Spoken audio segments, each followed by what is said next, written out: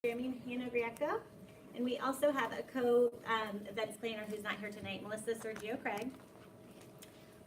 VP of Membership, Melissa Wadman. Our Secretary, Clarette Yen. Treasurer, Adam Mann.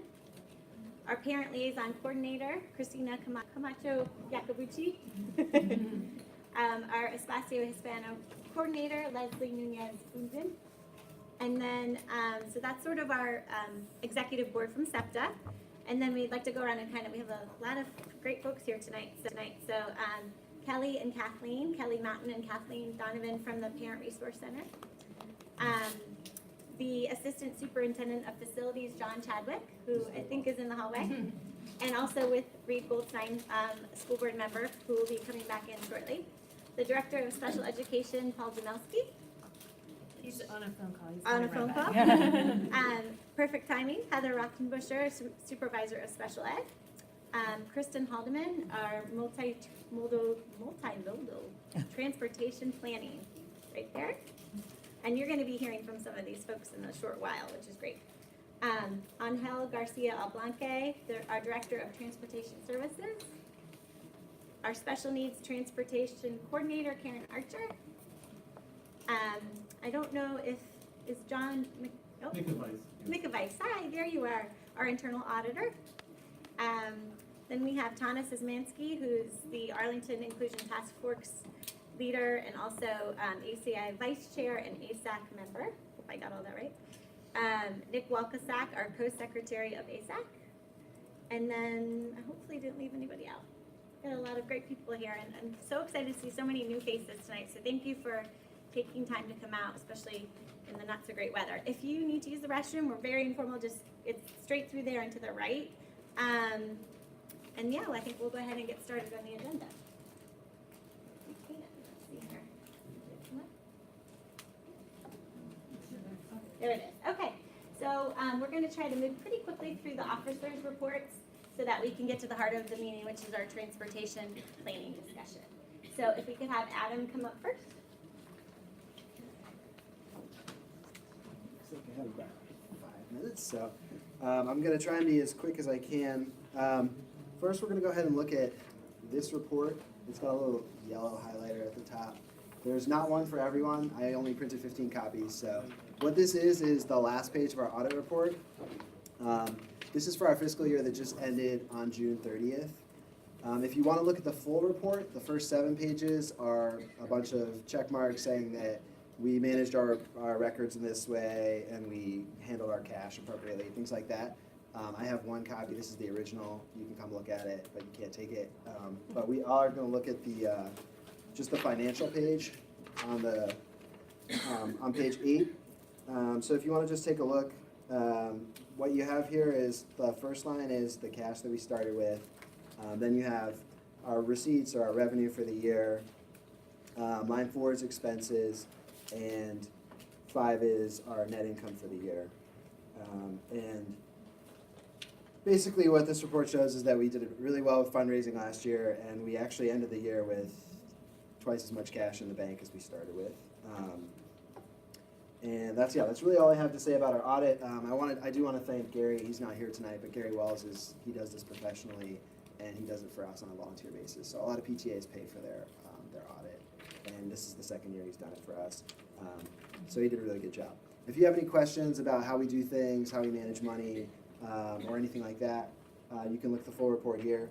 But we did do really well last year, and I think that segues really well into our budget for this year, which there is a copy for everyone. You should have been able to pick that up on the back table. It's 1 page. We used to do like a 5-page report, but I do like to keep it like a little bit shorter so the types are a little small. We got 3 columns here. The first column, just to like orient you, is our budget from last year. Then we have our actuals from last year and our budget for this year. So we are actually in the current fiscal year of the budget we're voting for. I know that's like a little bit counterintuitive, but this fiscal year actually started on July 1st. So we're like 3 months in already. So that's what we're going to be voting on tonight. Just to kind of give you the highlights, I'm not going to go line by line. If you have more questions, we emailed this out in advance just because in case we could answer any questions. But if you have more questions, you can come talk to me, or shoot me an email at treasurer@arlingtonstepto.org. Basically at the top you have our revenues and then expenses and then net income at the bottom.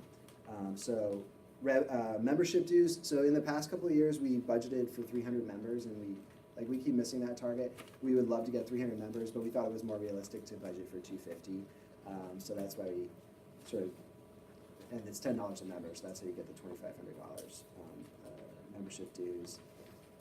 The big difference that you'll notice that we obviously had a big cut in revenue that we're budgeting for this year because of Whole Foods community sponsorship that we got last year was over $11,000, and that was sort of a one-time thing, although we're going to try and approach them again.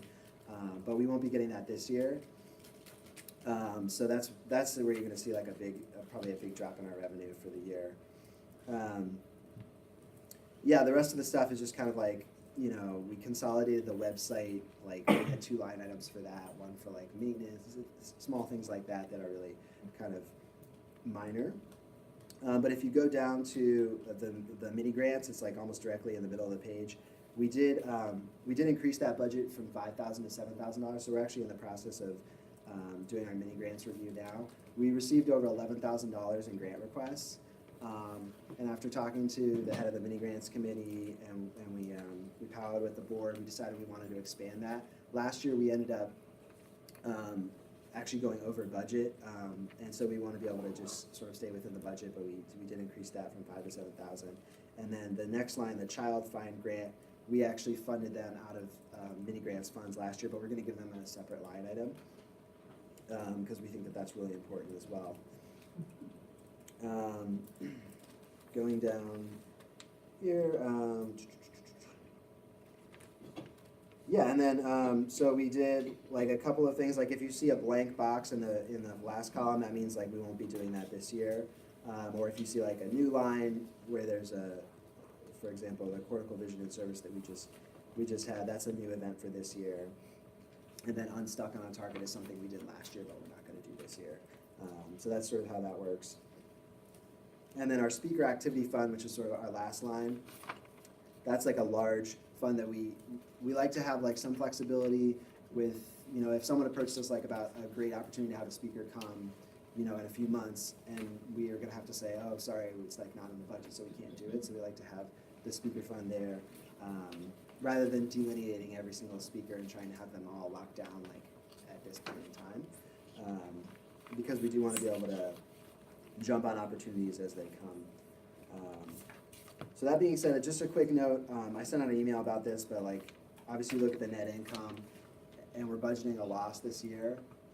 We did that intentionally because we do have a lot of cash on hand, and we ended last year with a lot of cash. So we don't think that it's necessarily appropriate to have $22,000 cash on hand. We don't need that much to be fiscally responsible. So that's why we're trying to, like increase the funding on mini grants and fund some of these other opportunities. So don't be alarmed that we are budgeting a loss for this year, because that's totally intentional. I think that is all I have. We're going to vote on the budget now. If anyone has any pressing questions, yes, go ahead. So you're not doing reflections this year, or is that part of the loss calculation? We are not gonna do our own SEPTA version of it. In the past, we've done workshops and they haven't been well attended. And so we decided to let the school programs themselves focus on reflections. Yeah. Any other questions before we go? Yes, go ahead. Magic paintbrush is something I've done with my kids the last 2 years and we loved it. Is there a reason why it's not included? That was my baby. We really wanted to draw in a wider group of people last year and to try to draw in more APS art faculty, and we were unable to make that happen. It never coalesced, so we decided to give it a pass this year, and hopefully. But certainly could bring it back in Yeah, future years. we could explore bringing it back. Thank you, great question. Okay, anything else? All right. So we're going to vote on the budget now. May I have a motion to approve the proposed budget? Motion. May I have a second? Second. All in favor of the proposed budget, say aye. Aye. Any nays? All right, the ayes have it. Magic paintbrush was so good. I'm texting her now to I'll be tell the her. only one who- Oh, no, my favorite, I went You know all what, the way please, with and we do have flexibility still in that speaker fund, so it doesn't necessarily mean we can't explore. So thank you. for Yeah, if letting you us feel know. really passionately about something, it's not on the budget, like, Yeah. just talk to us, because Email we- me, and I like it too, and if we wanna try and make it happen, just email me, and we'll try to make it happen. I'm big on fiscal responsibility, but we don't have to be like necessarily slaves to this budget at all, so. Actually, Jen does that out of the kindness of her heart. I mean, we pay for some of the supplies, but she just does that for us. But we really do wanna make it, you know, a vibrant event, you know, so that there's a core of families participating, and that she's, you know, like, we've had great involvement from the therapeutic rec staff. They come out in spades, they are there, and they are there for the whole entire morning, all 3 sessions, and they love it. But we have yet to get an APS art teacher to come. Oh, and I just need 10 more seconds. So this is my 3rd year as treasurer, and I just want to put this out there that we're looking for a new treasurer to take over from me at the end of next year. But usually the appointments start on July 1st, but I'm gonna stay on, and but that's a good time for the new treasurer to come in, and I'll work on the audit with the new treasurer. So if we could get someone identified by June, that would be great, and that's a good time to work on the audit together, and then that helps them kind of learn the ropes. But we do have 2-year term limits, and so I'm technically in violation of that. So this is my 3rd year. There's no PTA police. But if anybody knows anybody that knows how to use Excel, it's really not that difficult. You don't have to have accounting experience or be a CPA. We have a pretty good system in place, but we're definitely looking for someone. All right, That's all I thank you, have. Adam. Thanks. Along those lines, we are also looking for a president-elect. So if you are, feeling like you want to become more involved in SEPTA, we would love to have you more involved and, kind of work with me, and you could make it great. So if that's something of interest, please reach out to us. That would be awesome. Our VP of Membership, Melissa Wadman, just have a quick announcement. Very quick. This is my first year, so everyone's gonna bear with me. Currently, we have 120 members of SEPTA, but we are encouraging everyone to renew or other people to join SEPTA, because even though you might get an email from us and are on the listserv, it doesn't mean you necessarily have your dues up to date. So just like a reminder to everybody to make sure that your dues are paid. With that big package. Yes, we check right now. I will pay for the membership of a potential treasurer. You can also sponsor your teachers if you'd like. There's a way to let us know that you'd like to do that. All right, Minerva Trudeau, our VP of Fundraising. Everyone sitting over here. Okay. Well, we just started the Phantom Ball, and ticket sales just started today. It's anywhere from $10 to $100. It's probably the easiest event for you guys to attend because you really don't have to attend. And the flyer looks like this. And in addition, we are starting on working with the holiday online auction. So if anybody would like to help solicit donations or sponsorships, please email me. Hopefully you guys pick up these 2 letters. One's for donations, one's for sponsorships. So if you want to, go out there and just bring one in, we greatly appreciate it. And it'll be held on November 24th, December 3rd. That's it. Thank you. And yeah, if you came in late and didn't have a chance to pick up flyers, you can just start at one end and kind of work your way over. We decided that our kids shouldn't have all the fun trick-or-treating, so you can get a bag and get your goodies along the way. Get up anytime. All right, next we have our VP of Events and Programming, Hannah. So if you have it, make sure before you leave along here, like we just said, because this will have the list of all the upcoming events. And I don't need to go through all of them with you because you guys can read them and see them, but there's some really important stuff coming up that you're gonna wanna really consider coming to and spreading the word on. In addition to that Phantom Ball fundraiser, we have a dyslexia conference coming up this Saturday. Saturday, right? Mm-hmm. Yes, and I think that'll be really packed, because that's of a lot of interest to a lot of people. We have Super Sims Club coming up, which is coming up next week, right? It's the 18th. Yeah, so on the, what day is it? 17th, right, 17th, I believe. And then our next monthly meeting in November is on the 8th. near and dear to my heart. It's a mental health panel, and I think this is gonna be something that a lot of parents with kids with a lot of different types of mental health challenges will be coming to. And we're gonna have experts there of different types throughout the county and the school system. So that's a very important one. And then, of course, on the 10th, the superintendent chat, which always has a big draw. So if you have any questions about an event that you do not see on the schedule and you're interested in it, please contact me or Melissa, because we are very open.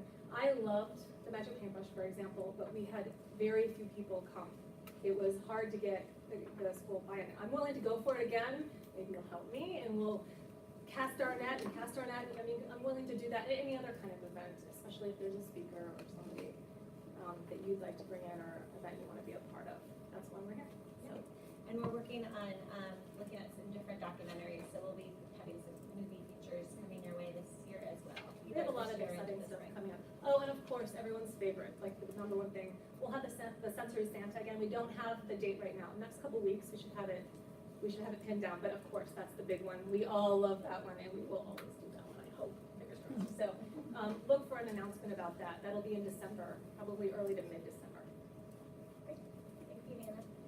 All right, Christina, our special education parent liaison coordinator.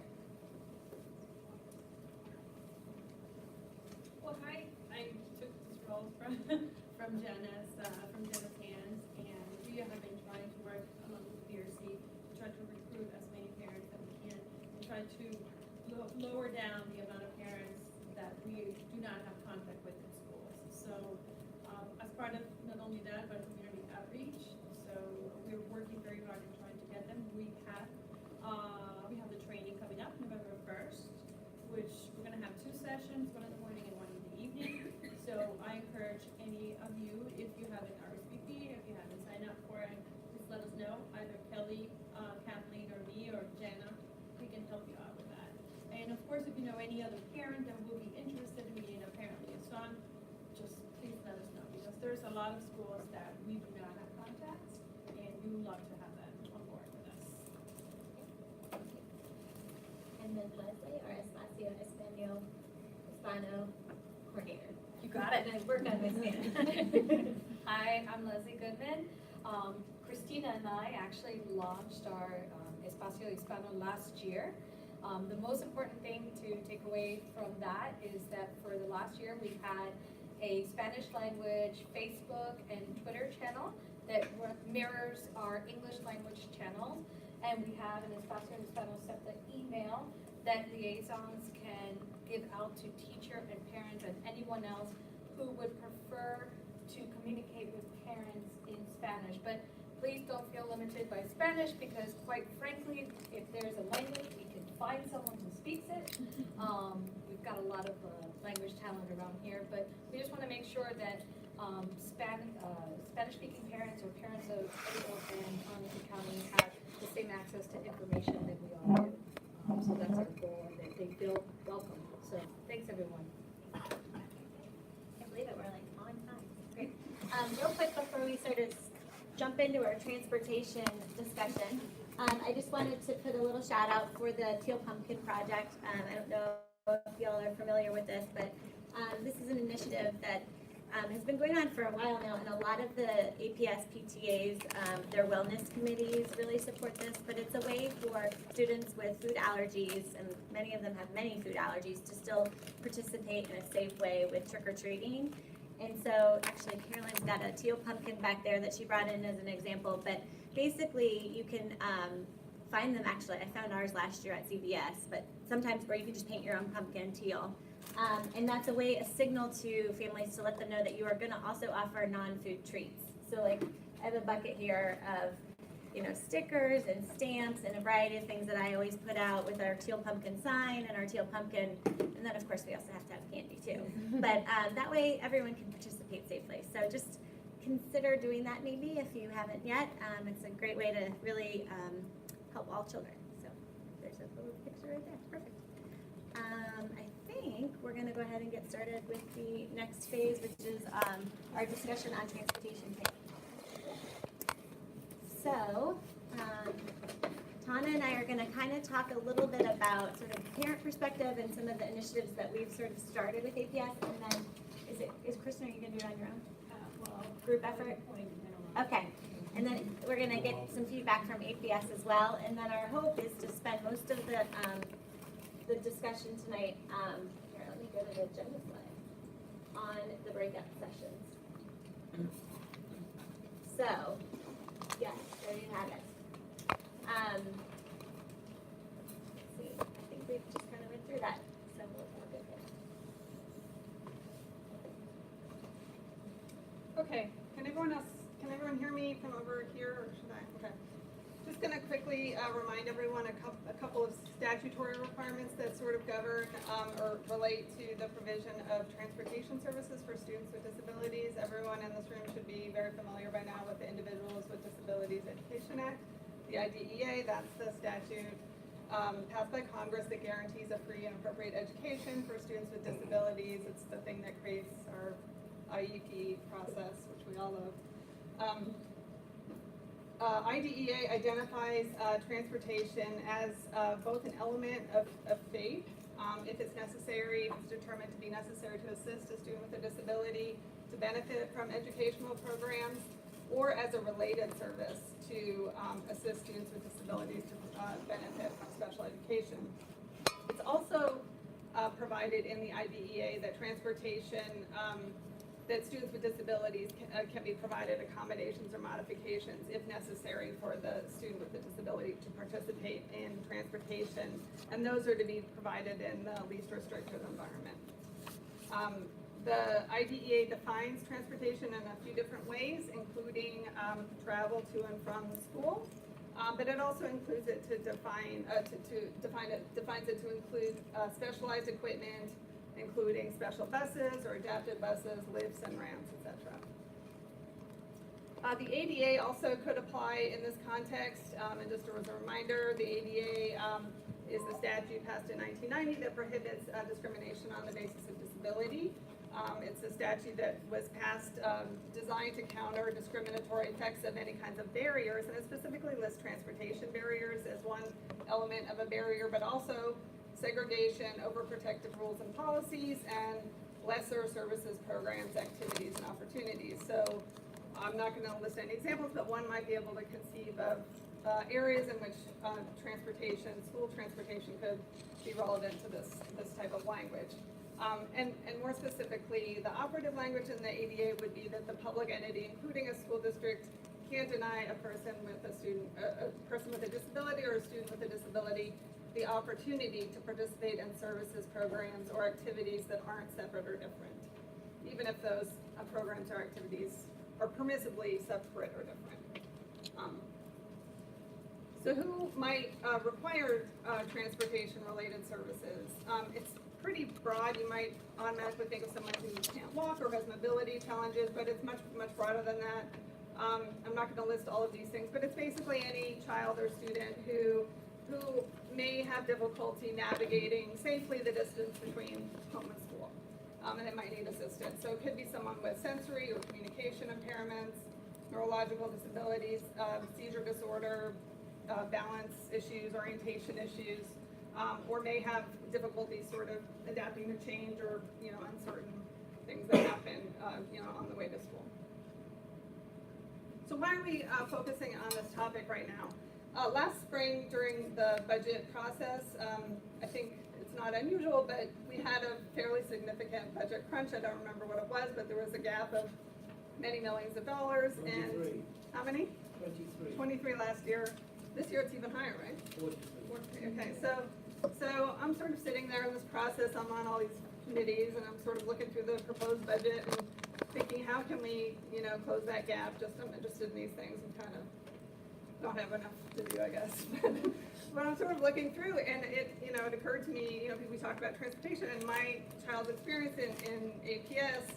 I actually had the experience several years in a row where our IEP team sort of aggressively pushed a special bus service on us when we were 2 blocks away from the school. Like, we easily could have walked. My child doesn't have mobility issues. I looked forward to the idea, and I had to turn it down 3 or 4 times. It was a very strange experience to me. I've never sort of got that out of my head, and I've heard it, I don't think that was an isolated example, so I thought, okay, let's look at this. So, just based on the proposed budget last year, the superintendent's proposed budget, and some slides that were presented by you, I think, someone in the transportation department last year, which we'll see a version of in a second, I sort of, crunched some numbers and figured out that there were 407 students out of 27,000 taking, benefiting from special transportation. 718 were determined eligible, and that's out of 4,000. So the 407 is just 1.7% of the entire student body. It's about 6.8% of the APS student ridership. This is all last year's figures. Then looking at the resources that were allocated to transport these 407 students, we figured out that about 31% of the number of student transportation vehicles were dedicated to these students for 56, and that about a third of the staffing budget went to transport these students. On average, the spend was over $10,000 a year to transport these students. So in sum, about a third of the APS Transportation Department staffing budget was devoted to transporting 1.5% of APS student population, or 7% of the ridership.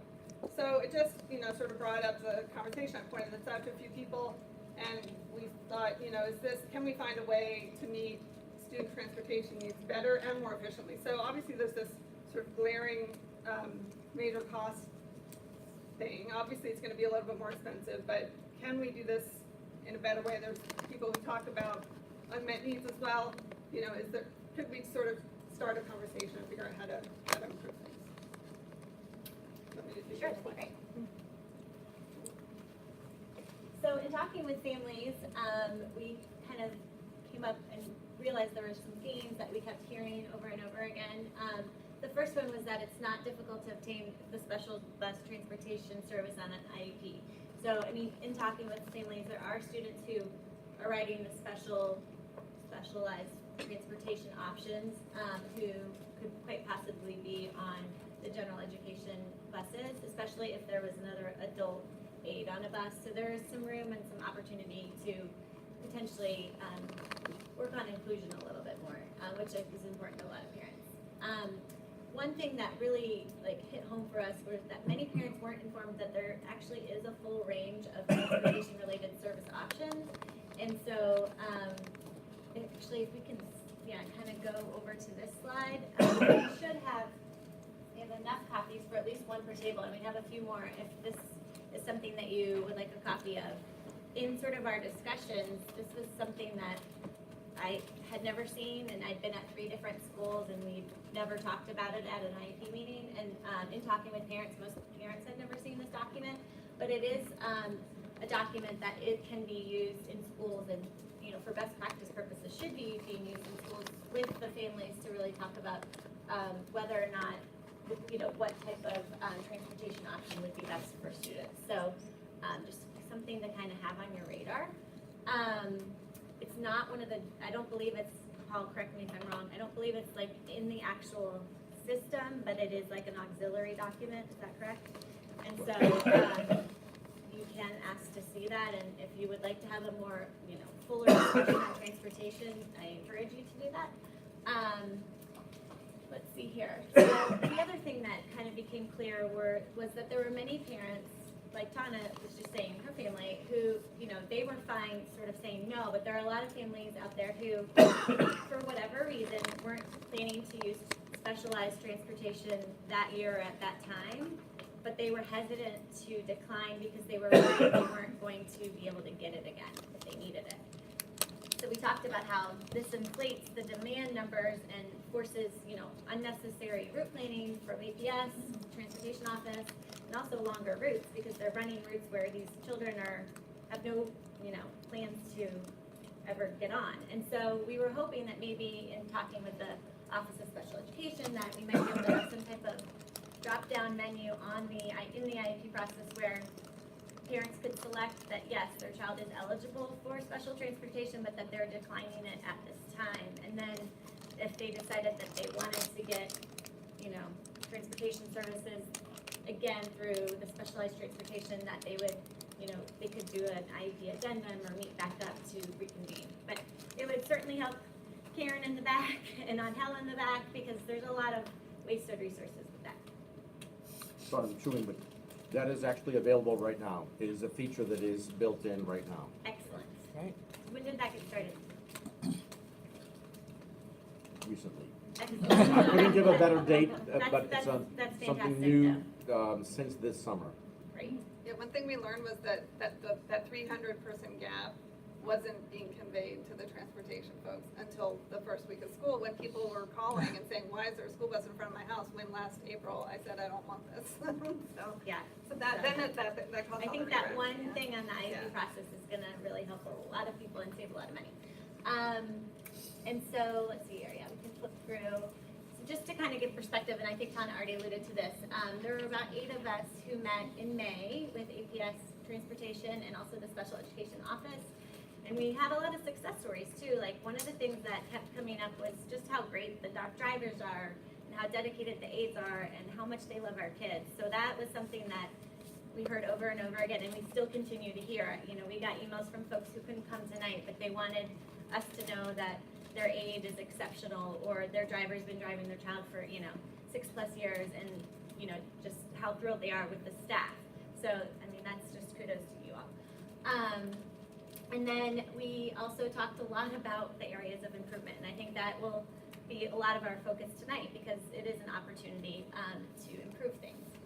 So again, we kind of honed in on it on the last slide, but there is an inconsistency across schools to really talk about this full range of transportation service options. And it shouldn't be put on the parents to know to ask for it. It should be part of the IP discussion every single time. And then, there's a lot of parents who have a desire to see options where the student with disability could have their needs met on a regular bus, perhaps with an aide, and that actually could help with behaviors for all students on the bus, or to see if there would be an option where students without disabilities, besides siblings, could actually, ride special buses if it made sense with the routing. So again, that you could take advantage of a lot of empty seats on these specialized buses. And it would be great, because it would help with, a lot of folks' desire to have more inclusion opportunities for their children. The other thing that, and this is maybe, like, for me, a little bit emotional, is, and there's parents here tonight who can speak to this, but there was a lack of communication between the two offices, and especially for medical concerns, because we have students like my son who have epilepsy and seizures, and that information is not getting to the drivers and the aides. So sometimes, emergency situations happen, and they're not prepared to deal with it because they didn't know that child, has a severe food allergy and has an EpiPen at school, but not on the bus, or I don't know what to do. They haven't had training in how to deal with a seizure. So these are things that we really need to focus on before something really scary could happen on the bus. So that was something that came up a lot, was how do we provide training for the drivers and the aides on some of these really critical topics.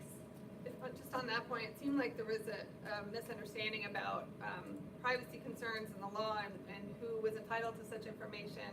And we brought to folks' attention that actually transportation, bus drivers and aides are part of the IEP team. They can and should be going to the IEP team meetings if it seems relevant to the issue. So they're completely entitled to access the IEP, and our arguments were, in most cases, they probably should be reading the IEP, and they should have it there and see what those accommodations are and what those support needs are. So Yeah. Okay, flip to the next slide. Let's see here. So just additional opportunities that have, come about. Staff and parents, we met in June at the ACTC meeting, which is the Advisory Committee on Transportation Choices. And Tana presented there and kind of gave, again, this perspective, a little bit of what we're talking about tonight to the ACTC group. And then we're really excited to start offering more additional collaborative staff-parent conversations and brainstorming opportunities like tonight's event, so that we can really start to improve the services and also make efficiencies. I don't know if this is something to consider, but maybe we could have transportation as one of the engagement topics, on Engage APS. I don't know, something to think about, but I think there are a lot of folks who were not able to come tonight that would still really like to give feedback, and so that's a way they can do it from home and feel like it's, a little bit more confidential, so just something to throw out there.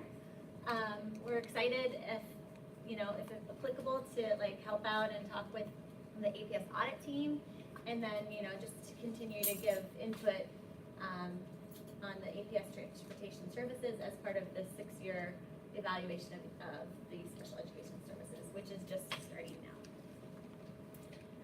So And at the end of your slides, there are, quite a bit of, we just pulled out the actual language from the statutes in case anyone wants to actually look at that. So that's in the handouts, but we won't go through that. and if you are in an IEP meeting or a 504 meeting and you feel like you're not being given the full story, then, feel like you can show a slide, say this should be happening for my child, and let's have this discussion, and this is available, this document, so just don't be scared.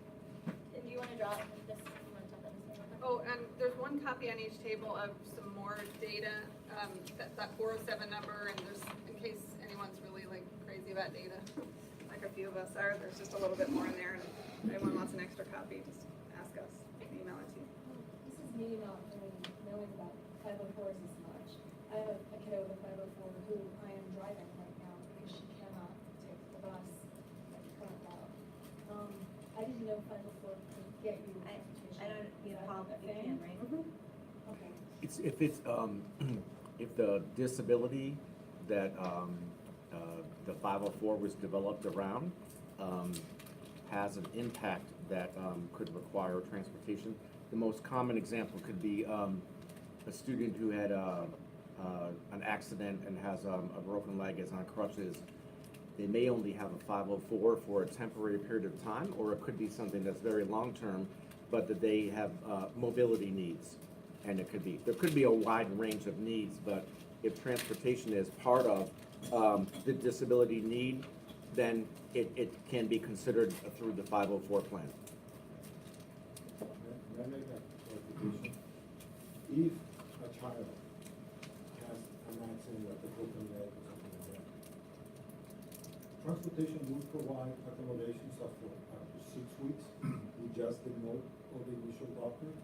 After that, we request that we go to a 504 plan, just in case it's a longer, so that everybody's protected.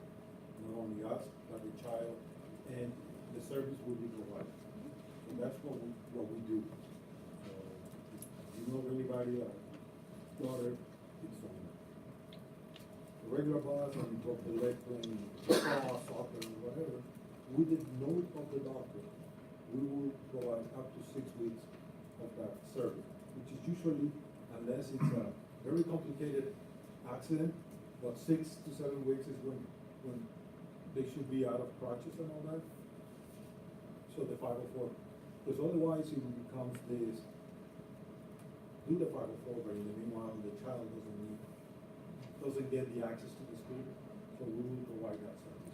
So then to piggyback on this, it sounds like the special ed department now has this option to this drop down. This was never brought up at our 504 plan, and 504 was totally new to me because my experience is always in IEP type stuff. So it was not brought up as an option, and it was very much a need, which that's not temporary, it's a permanent like diagnosis. And her 504 plan specifically addressed this. So do I just, first of all, I would need to call for a new meeting, I guess, but what are we gonna do to make sure that, this 504 is such a different process. What do we do to get the schools administrators to understand that? Because like, I feel like a pretty knowledgeable person about services. I'm on the board for SEPTA here, and I had no idea, and it's really been hard. I drive my kid to and from school every day, no matter what my schedule is, because she can't take a bus. And I didn't know that was a thing, because she doesn't have an IEP. So that's something I would like to talk about with transportation, I guess, for 504. In Office of Special Education. Yeah, I think that's more special. Yeah, because that's a lot of that is just. Yeah, I don't even know who to go to, but that's, I guess, Yeah, I think so. I'd say, That on our, that's what our breakout will be, Yes. is to talk about challenges and opportunities. And we'll deal with your issue directly, so. I'm not trying to make this about me, I'm saying I think that I'm not the only person who in the 504, but 504, it can get a little less clear. I Yeah, think, so we actually took out some 504 stuff because we weren't sure that anyone would come to this meeting where that was relevant. Seems like mostly people with IEPs come. But one of the questions I think that Kristen's gonna actually look into is how many people actually, of the 407 are people who just have 504 plans, because I don't think we have a handle on that either. Like, what are those numbers? So, and maybe the number's low because exactly of this, that people don't know to even bring it up. So, yeah. I was just told at my 504 meeting that if I wanted any transportation modifications, that I had to have a full. So that was. Okay. So That's we'll an issue also- here, yeah. I think we have a lot of administrators with different understandings, and I think that's a significant thing to address. So write all these down when we get to this part. Yes, Karen? And also, there are different options of transportation for 504. There's 504 options for general ed transportation, because it may be that there has to be just a slight modification that allows the add student, or there's the option of them needing special transportation. So it's not just one-sided. There are a few things that can be.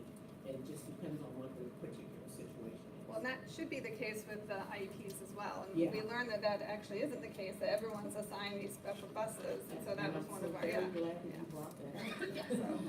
Paul, is Because, you know, we were always, oh, I'm sorry. No, I'm sorry, Gary, go ahead. Go ahead. But it's just that there's some misunderstanding about special transportation, and there's the assumption that everybody who has a special child you automatically are eligible, but it depends on, you know, the specific circumstances.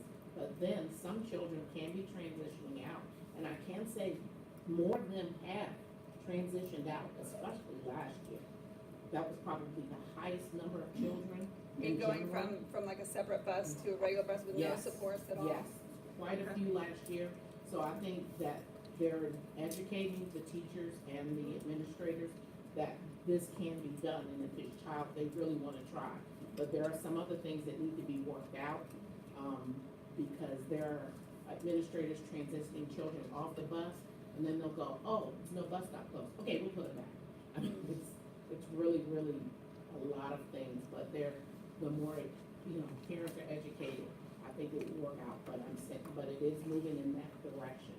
And we're working on some things software-wise to make sure that we are able to capture the mid-year changes and things, because there's a problem there as well.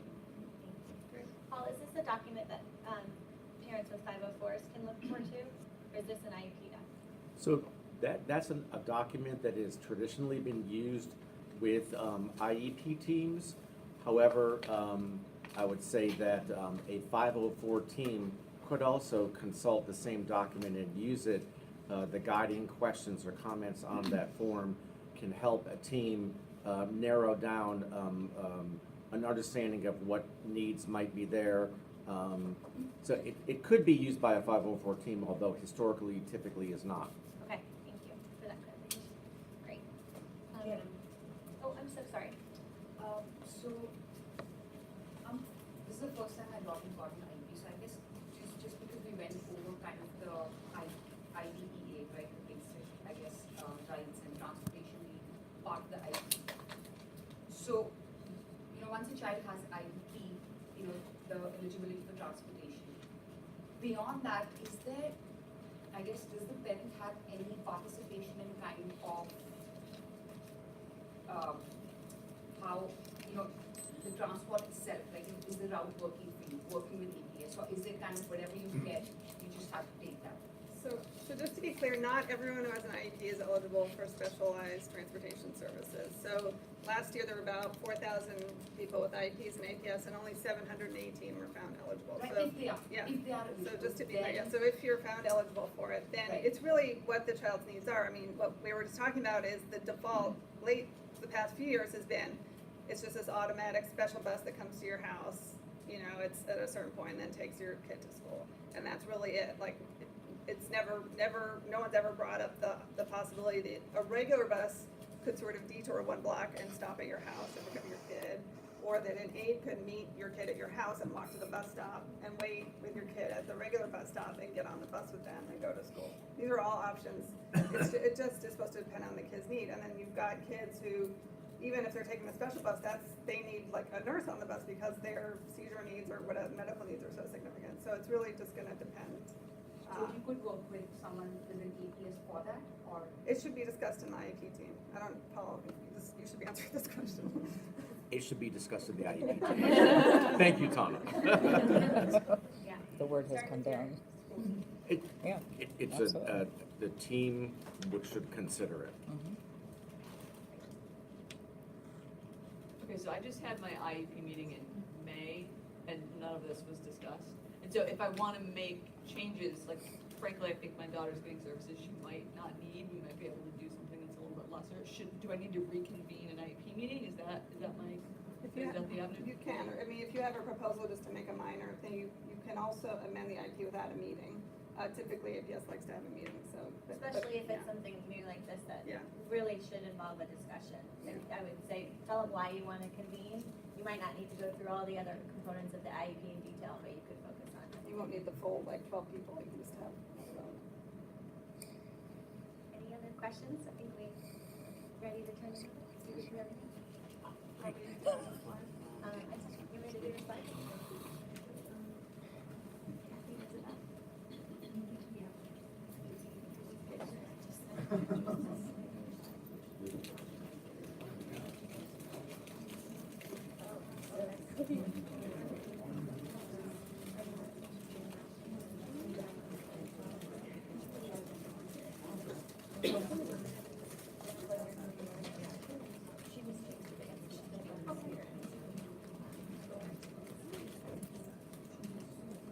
Get snacks while you're waiting.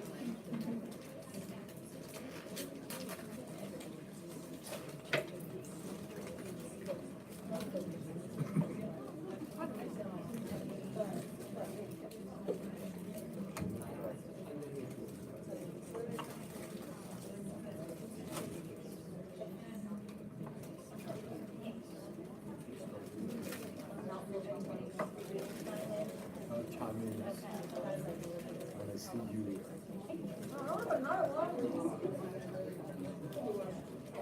While they're setting up, I'm gonna, some of you already signed in, but I'm gonna start it here and go around again because people came in at different times.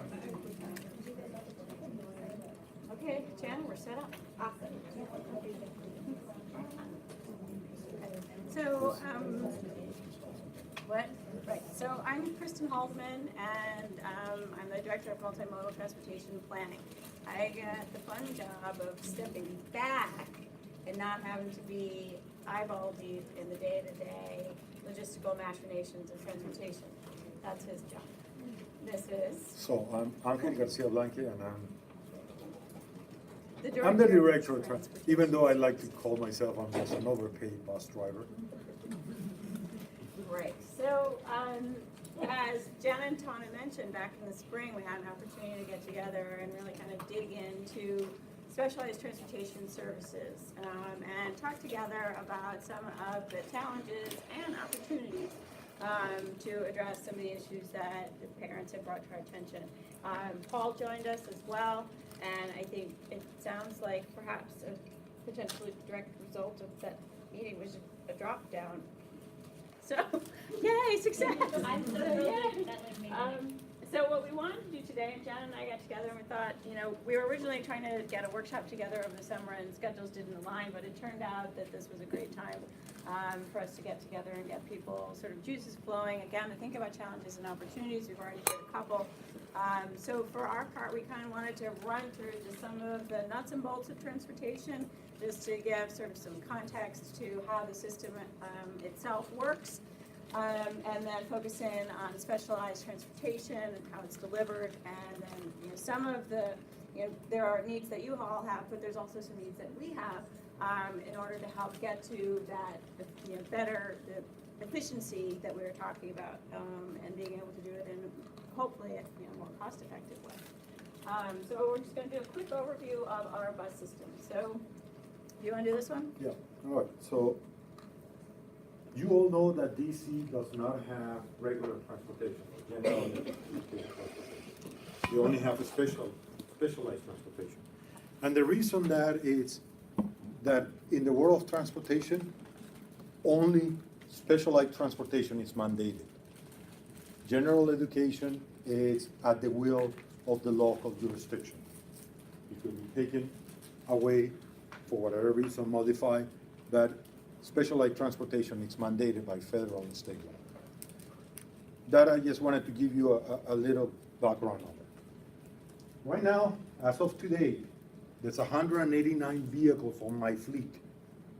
That does not mean that I have 189 buses. It means that I have 189 vehicles. Most of them are buses, but I do have 3 microbuses, which is pretty much the 15 passenger with a body of the bus that it could seat anywhere between 14 to 17 people. I have 3 of them. There was a pilot done before I came. And we have 3 MV1 vehicles, which is sort of like a minivan type thing. We love those vehicles. However, the company went under, so no, we cannot get those vehicles anymore. We have 133 vehicles on what we call general education. Those are the big buses. Those seat 77 passengers. They are rated for 77 passengers. However, we limit the capacity base. It's very hard to seat 52 high school kids already on a bus trying to seat 77. It's almost impossible. And we have 57 buses for special transportation. These are usually the shorter buses. Most of them, if not all, have a wheelchair lift capacity. Even though that they may not transport a wheelchair, they have the capacity because we just need to remove the seat to make it, to put a wheelchair. Right now, I have 156 routes. And there was a question asked, what's the difference between a route and a trip? All of you have kids, all of you have Legos. Take 3 Legos, put it together, that's a route. But if you separate each Lego, that's a trip. What it means is, in order for me to do my job, I need to make sure that the buses do a minimum of 3 schools, middle, high, and elementary, on the general education. So when I talk about trips, I'm talking about the pieces of it, which is going to house A, house B, and then ended up at a middle school. Then that bus goes to house D, E, F, and I'm saying house, it could be stop, and going to the next school, and so on and so forth until the end of the morning. Out of the 156, there are 407 trips. There are pieces of it. 407 make up the 156. And it's not a perfect ratio of 3 to 1, because we also have county-wide programs that, because of the length and distances, we can only make it to 2 schools. So that's why there's not a correlation. We have 98 trips to special education, what we call specialized transportation. So 98 trips.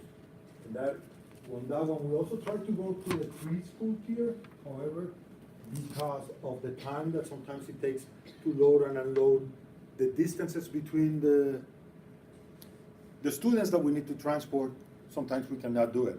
Or because we're transporting to contracted schools outside the county, we may only be able to do one. Right now, there is an approximate 2,500 bus stops, and that includes for everybody. So in 26 square miles of the county, my buses have roughly 2,500 stops that they need to attend AM and PM. And again, these numbers is only for the AM and PM, does not include any field trips, any sports trips, any afternoon trips, or any shuttles. This is just AM and PM. You mentioned the contracted schools? Yes. How many of the special education trips are the contracted schools? I don't have that on the top of my head, but it's not half. It's the lesser amount.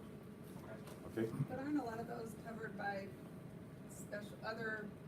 There is another group that it's not out of my office that have taxis on all the vehicles. Okay. This is what I do in my office. Those Okay?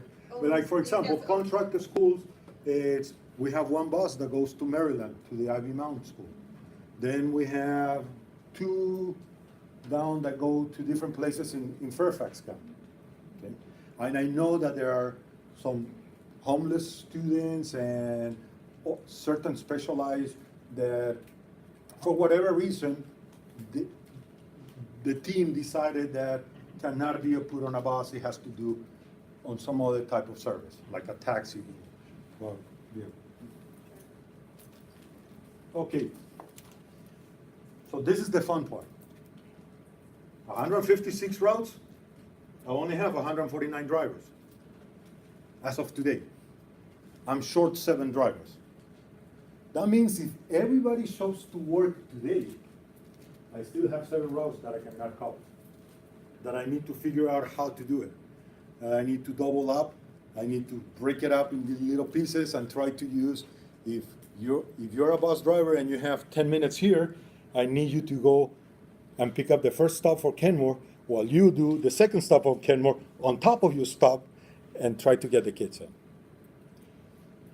The problem becomes, and there's another slide on it, I'm running an average of 16.2 drivers not coming to work every day. And that includes the 7. But there's another 11 that for whatever reason, we all have families, we all have problems. Either they call out or they ask for time off in advance. When they ask for time off in advance, I can plan about it. My biggest problem is when at 5 o'clock in the morning, I start getting phone calls and say no. Like for example, I don't know who's a Redskins fan here. I don't want to make an issue, but the fact that they lost helps me. When the Redskins win on Sunday night or Monday night, I have a problem the next day. It's given. The day after the Super Bowl, I have a problem. The day after the World Series, the last game of the World Series, if it's on a weekday, I have a problem the next day.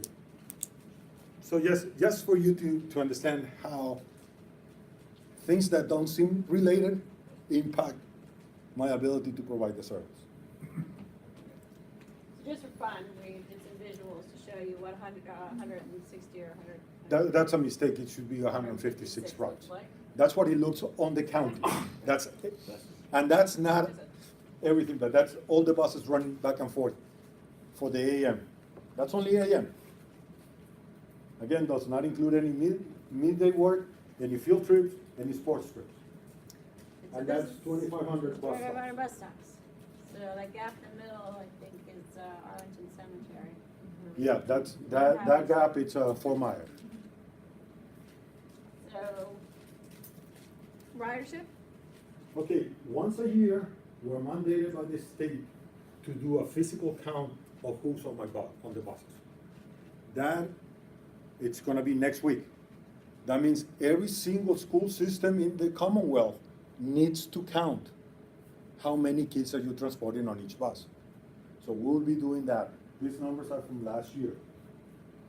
According to the data that we get based on enrollment, there were 15,487 general education students eligible for bus service. And I need 2 routes for them. And 718 for specialized education. On my count, that it was done on the week of October 16th to October 20th of last year, we physically went in, and every single day from Monday to Friday, we went to the stop, 1, 2, 3, 4, 5, 1, 2, on each stop, that puts it on a piece of paper, and then I have somebody just compile it. How the formula works, and my reporting is, I take that data. So let's say the bus number 1 on Monday did in the AM 30 students, and on the PM 42 students. By the state, I need to take the higher of the 2 numbers. I take 42, that's my highest. On Tuesday, it's 30 and 43. So I take that 43 and the 42, and just keep adding whichever is the highest, add them up for 5, dividing by 5, and that gives me the total amount of students. So I do that for 156 routes. Then I report that to the state. So these numbers is what I reported at the state. This is a document that I have to finish by the end of this month, has to go to the superintendent, he has to certify it, and then it's sent to the state. So you see the average. It's about 36% of all the kids who are eligible are riding the bus. And again, that's a snapshot in 1 week in October. If I increase this number to 50%, my fleet needs to increase by 25%. The reality is I do not have enough capacity to transport 100% of my students. And that is, we work with that idea. There are students on extended day in the AM, extended day in the afternoon. So we need to take that into account. They do sports. The parents, they drop them off because it's convenient to them so that they can, on their way to work, they will drop them off at school for different reasons. Just because the bus needs to do 3 schools, it may be too early. When you, like, I have a case just right now for Jamestown. There's a brand new student who they just moved into one of the houses who are in Chain Bridge. Right? As a matter of fact, their house is 6 feet away from the sign that says, "Welcome to Arlington." Couldn't be that's the last kid of Arlington. Because of the way that the road is, it's an elementary kid, I need to take the bus all the way down to George Washington Parkway, go inside, go up, and come back to pick up the student. The father decided he doesn't want to do that because I needed to pick up that child for Jamestown, which is a 9 o'clock school, about 7:50 in the morning, because that bus needs to go somewhere else. So they decided that they won't do it this year, we'll try to do it again next year. So that's a decision that they made. So those are the reasons why the numbers are 36%. It's a personal decision by the parent. Same thing with the special education. It's 407. And again, that means that at that point, there were 407 students. There's no difference when I make the count if there are really somebody who needed a special accommodation, or there was a sibling, or there was a third kid that is from the neighborhood, and it's how many students are on the bus at that given time. So ongoing challenges. This is my day-to-day. This is what I do every day. Mr. Chadwick, who's my supervisor, gets every Friday around 5 o'clock a little chart that tells them how many people were out. And then he sends me an email on Saturday and said, "Ouch, what are you doing to improve this?" And I said, I can report that by tomorrow, I'm getting back a driver who's been out for a long time on medical reasons. I think there was one thing you didn't make. If you could go back to the previous slide, I think there's a point that just shows how difficult the job of transportation is. Because we have a pretty good idea that only 36% are going to ride, but we don't know which one's going to ride. And so for that first 3 weeks of school, we have no idea how many kids are going to show up in an actual bus stop. There might not be any, there might be a full complement. And we just don't know. So we're only going based on, what happened the previous year, and of course everything changes. So it really is a very hard job to manage that because we have so many unknowns and so many variables. So the challenge is, like I said, drivers. An average of 16 drivers are out every single day. And that's an average. The days that it could be 21, days it could be 8, 9.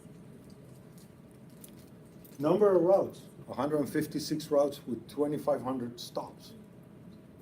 And you know how Arlington has the widest, the most friendly roads where there's very little traffic, so the buses have no issue whatsoever moving back and forth. And I know you all know that. I mean, you can leave your house 10 minutes and be somewhere else in 10 minutes without any traffic. Well, traffic volumes. People don't believe it. 26 miles. 26 square miles. That's what the county. By the way, Arlington is the smallest county in the union. Just, you can Google it. However, and I read this report, and don't quote me on it, they say that it's 1.5 million trips to Arlington every day of people commuting using Arlington as the way into DC mostly. You have all seen the traffic. Well, we have the budget constraints. Another big problem, and most of you have seen that I have about 40 buses at the old Ed Center. I do not have enough parking spaces. Trades, where we have our main center of operation, was designed for 108 buses. As of today, I have 149 buses parked there. Don't ask me how I do it, but we do it. And the bell times, that is a big concern that we have, is the 6 different bell times that we have and the lack of time in between them. So we start with the middle schools at 7:50, and this is in the morning. This is what it's posted. However, we are required to be there 10 minutes before that, in order to get the kids time to adjust. 7:55 is the Career Center in Arlington Community High School. 8 o'clock in the morning, 4 elementaries. 90 minutes later, all the high schools. 8:25, 4 more elementaries. 9 o'clock, 15 elementaries. 9:15, Stratford. 9:24, HB Woodland. And then in the afternoon, it just decreases up. There's one little caveat on the afternoon. In between this time and this time, I also need to provide sports trips and sports field trips for the high schools and the middle schools. With the same buses. We do not have a separate fleet, a separate group of drivers to do that. We have been able, on an average, to be 92% of the on-time arrival in the morning. Because we're trying to measure instructional time. So with these constraints, traffic, lack of drivers, and the bell times, we still are doing 92% of the time we're arriving on time. And that means 10 minutes before bell time. You want to take it from here? Sure. So just, as we're thinking through some of the planning factors, and especially some of the work that we'll do tonight, just hearing from you all, we've heard a little bit about this, identifying eligibility of riders, and ensuring that information gets from our special education office to the transportation office. We also have, as we said, siblings may ride as well, so also part of the identification process. We need help through this process and helping us develop routes, right? So we talked a little bit earlier about how we're having to plan for students who may not actually be taking transportation or interested in taking transportation, at least on the special education side. We're also doing it on the general education side. So the better we can get at identifying our actual riders, I think the better our routes will become. And for that, we're looking for assistance from our families. And as Angel said, specialized transportation services are mandated by law. So if you decide that you're not going to use it for most of the year, but then in the middle of the year, all of a sudden there's a reason why you need to use it, all you have to do is call. And so again, a process improvement is to make sure that people understand that that's the case. But knowing on the front end that you may not need it right away is helpful to us as we do our planning. Other things that we're thinking about as we're planning, as we're budgeting, ensuring that we have drivers with specialized training. We have about 50 of our drivers who are trained specifically to drive our special education vehicles. We have attendants dedicated to our specialized transportation vehicles. We have 70 total attendants in the system, but 50 of those right now are dedicated, about 50, to our specialized transportation. Ensuring vehicle availability, and Mel spoke a little bit about the types of vehicles that we have. And then we do have contracts with other transportation providers. These are not managed by the transportation office, but it does factor into part of the transportation program. So what is interesting, and Jana brought this to my attention, John Nickervice here is our internal auditor, and John is going to be looking at the specialized transportation program And this is dovetailing with what we're doing, because when we started talking in May, we didn't know this was happening, and John, of course, was taking a look at numbers, and now here we are, all coming together. So I think there's been a couple successes here that we can talk about. One is this alignment, the other is our drop down. And I'll let John take, a minute or two just to let you know what's going on, because I think that's part of our process too, will be for us to help John kind of, help figure out that efficiency and budget side of things. So, Yeah, Jana and Kristen, thanks for inviting me to this meeting. I report to the school board through its audit committee. Each year, kind of try to look and see what are the risks and exposures to APS. In addition to the projects listing there, one of the areas I had questions about in terms of the complexity of student transportation, and specifically focusing, when I was looking at where did we spend our money last year, I know we have our transportation department, but in addition, I'm looking at, we do a lot of business with Blue Top and Red Top Taxi, $500,000. I'm trying to sort that all out, what's all happening here.